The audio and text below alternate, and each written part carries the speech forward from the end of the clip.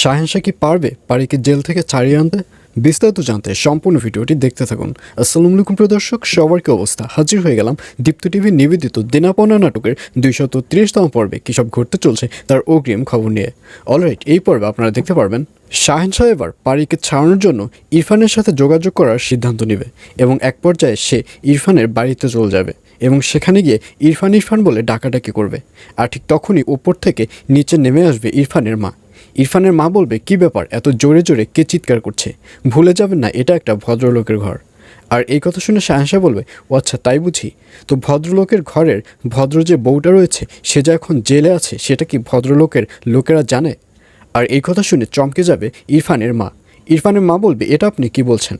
তখন শাহেনশা বলবে, হ্যাঁ আমি যেটা বলছি ঠিক কথাই বলছি। পারি এখন জেলে রয়েছে, আর কী কারণে জেলে রয়েছে, কেন জেলে রয়েছে, এগুলো তো আপনাদের খোঁজ নেওয়া উচিত। আর এর জন্যই আমি ইরফানের সাথে দেখা করতে এসেছি। আর এই কথা শুনে ইরফানের মাকে দেখা যাবে সে ইরফানকে ফোন করবে। ফোন করে জানতে পারবে যে ইরফান হসপিটালে। আর এই কথা শুনে শাহেনশাকেও দেখা যাবে সেবার ইরফানের সাথে কথা বলবার জন্য সরাসরি হসপিটালের উদ্দেশ্যে রওনা করবে। আর অন্যদিকে সত্যজিৎদাকে দেখা যাবে সে অফিসে এসে যখন সৌরভ এবং পারিকে দেখতে পারবে না তখন তনিমার কাছে জানতে চাইবে যে ওরা কোথায় গেছে। তখন তনিমা বলবে, আসলে মার্কেট থেকে কিছু জিনিসপত্র কেনার ছিল আর এর জন্যই ওরা মার্কেটে গেছে।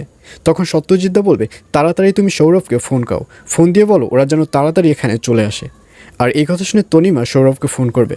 ফোন করে বলবে, তাড়াতাড়ি যা কিছু কেনার ছিল সেগুলো কিনে চলে আসো অফিসে, কারণ সত্যজিৎদা তোমাদের জন্য ওয়েট করছে।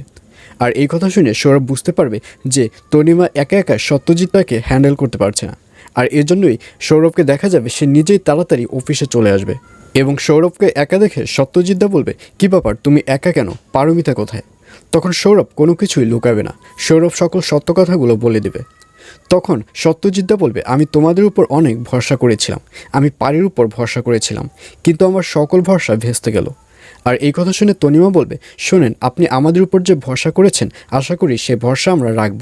আসলে আপনার কাকে চাই, আপনার পারমিতাকে চাই নাকি ডিজাইনকে চাই? আপনার তো ডিজাইন প্রয়োজন, আর আপনি দেখেন যে আমরা কি ডিজাইন তৈরি করতে পারি। আর এই কথা শুনে সত্যজিৎদাকে দেখা যাবে সে কোনো কথাই শুনবে না, সে অফিসের মধ্যে একটা বার্গেটিং ক্রিয়েট করবে। আর এছাড়াও থাকবে আশ্চর্য সকল ঘটনা। সুতরাং সবাইকে দেনাপাওনা নাটকের আগামী পর্ব দেখার আমন্ত্রণ রইল।